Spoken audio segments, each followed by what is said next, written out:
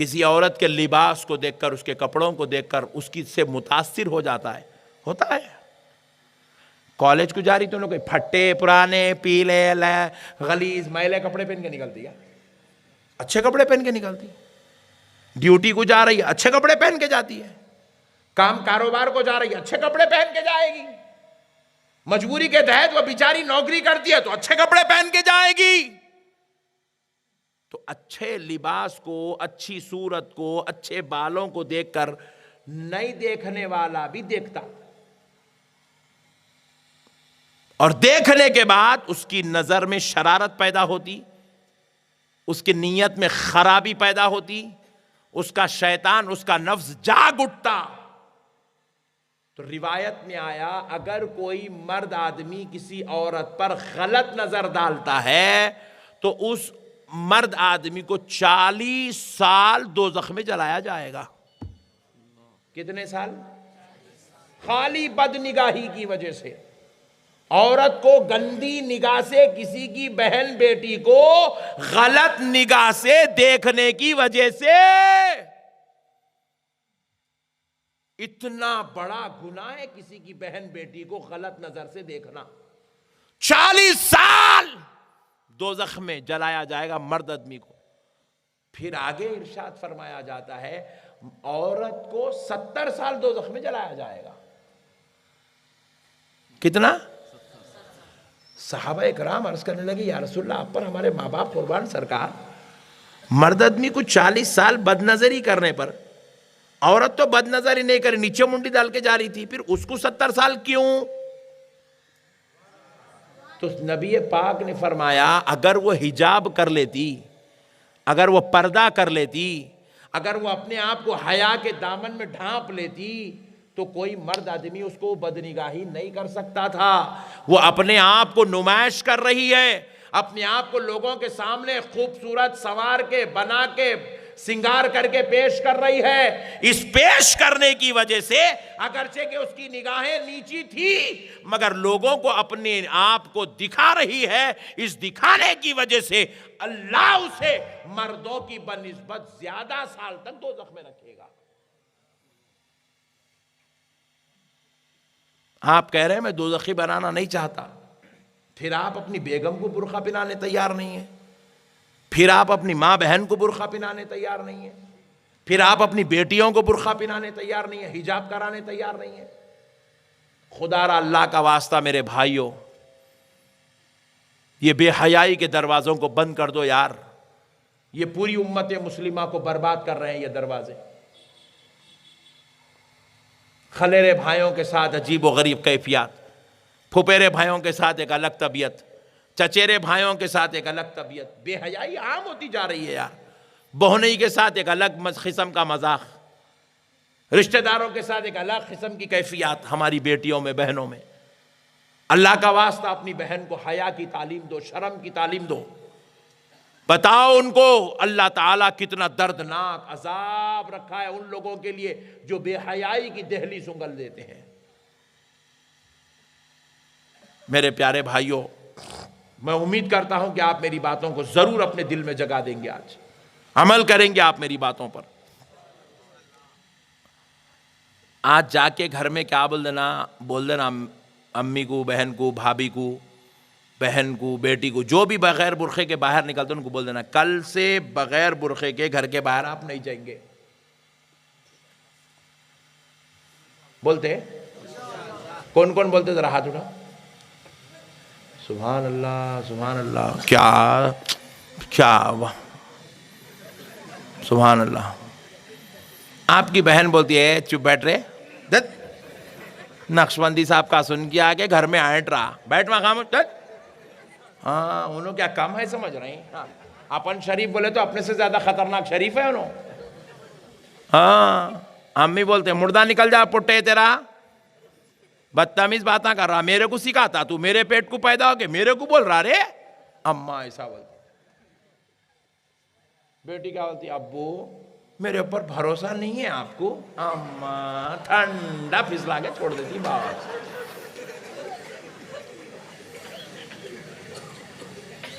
बेगम को बोलते, बेगम कल से पर्दा नक्शबंदी साहब की तकरीर सुन गया हूँ कल से गोशा। पहले खुद तो सुधरो जी, बहुत बोले हम आगू तुम बेगम के ये ठमा। तो भी आपको हिम्मत हारना, जोर से बोलो, आप लागू कर दो। अगर आप बेगम बुरखा पहनेंगे, हिजाब का वादा करेंगे, गोशे पर्दे का एहतमाम करेंगे, तो मैं आपके हाथ का खाना खाऊंगा, वरना मैं बेहया बीवी के हाथ का खाना नहीं खाता। 2 टाइम छोड़ दो तुम, तीसरे टाइम पे राइट हो जाती बीवी। हाँ सुभान अल्लाह, सुभान अल्लाह। अपने पास तरकीबा है औरतों को सुधारने के। बेटी को बोल देना, बेटी अगर आप बुरखा नहीं पहनेंगे, कल से आपका कॉलेज बंद। 1 घंटे में सुधर जाती ने। अरे नको आप बुझता चलाल में, नको आप पहन लेती हूं बोलती। अब अम्मा जान को बोल देना, अम्मी जान आप कल से बुरखा नहीं पहन रहे तो अपन कल से घर में नहीं रह रहे। बात समझ रहे? अम्मा बोलते है पोटे घर छोड़ के जाता, तुम्हें को छोड़ के जाता, पहन लेती हूं कल से चुपैट। बात समझ रहे हैं आप? इनको आप क्या करो मालूम, क्योंकि इन लोग ये फिल्मा देख के, ड्रामे देख के इतने डेंजर हो गए, इतनी शराफत से नहीं सुनते इन लोग। इनको जरा ऐसे स्टाइल में सिखा दिए तो जल्दी समझ जाते मैटर को। क्योंकि अपन कसम खा लिए अपनी बेटी को अपन दोजख में जाने नहीं देंगे, तो उनको दोजख से बचाने के लिए 2 टाइम का खाना छोड़ना कोई बुरी बात। उनको दोजख से बचाने के लिए अपन जरा घर के बाहर 1-2 दिन रह गए तो कोई बुरी बात। मगर इंशाअल्लाह ताला अपने घर की औरतों को अपन बुरखा तो पिना के रहेंगे, रहेंगे ना इंशाअल्लाह। इंशाअल्लाह अमल करेंगे इंशाअल्लाह, इंशाअल्लाह। अब आओ प्यारे दोस्तों, बस अब एक बात हो गई, अब ये आखिरी बात सुन लो, ईमान ताज़ा कर लो और वादा करो इंशाअल्लाहुल अज़ीज़ मेरी बात पर आप अमल करेंगे। देखो ये तो अपन बहनों के लिए, अम्मा जान के लिए, बेगम के लिए, बेटी के लिए डिसाइड कर लिए। फिर वो भी डिसाइड कर लिया अपन शादी में अपने को दूध में हाथ डालना नहीं है। भूल गए क्या? नहीं, वो चावल उठा के फेंकना नहीं है। मामी बोलती है इधर बेकार बता, नक्शबंदी साहब बोलते तू इधर पुट्टे। मामी को बोलो तुम्हारे ऊपर डाल देता हूं, बोल देना।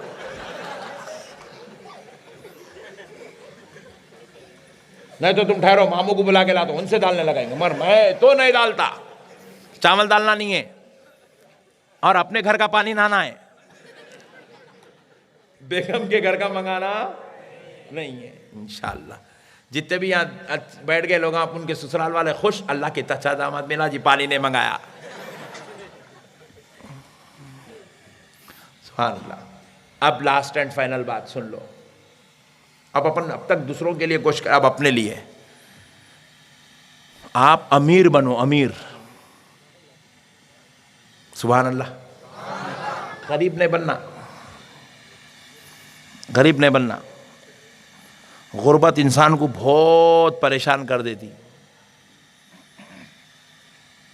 गुर्बत में इंसान अपनी अम्मा जान का सही इलाज भी नहीं करा सकता। नहीं, कई बेचारे माँ बाप खाली गवर्नमेंट के गोलियां खा के मर गए। पूरी जिंदगी बेचारे गवर्नमेंट दवाखाने में बताते रहे, गवर्नमेंट दवाखाने से गोलियां लेके खा के मर गए। कभी उनका बेटा उनको लेके जाके प्राइवेट हॉस्पिटल में नहीं बताया, प्राइवेट दवाखाने के लिखे हुए गोलियां नहीं खिलाया कभी। पूरी जिंदगी गवर्नमेंट हॉस्पिटल की गोली खाते रहे बेचारे। अगर आप गरीब बनेंगे, अपनी बीवी का अच्छे दवाखाने में इलाज नहीं करा सकते आप। अगर आप गरीब बनेंगे, आप जो है अपने बच्चों को अच्छे स्कूल में स्टडीज नहीं दे सकते आप। कहाँ जाना हमारा बच्चा? बिल्कुल अधोनी में जो सबसे लोकल स्कूल है वहाँ जाता। कहीं को जाता वहाँ, बोले मौलाना वहाँ पे महीने को 350 रुपये फीस है। मौलाना 350 रुपये फीस बने तो 350 का एजुकेशन मिलता उसको। संडे बोले तो सुन्ना डे बोलता उन्हें।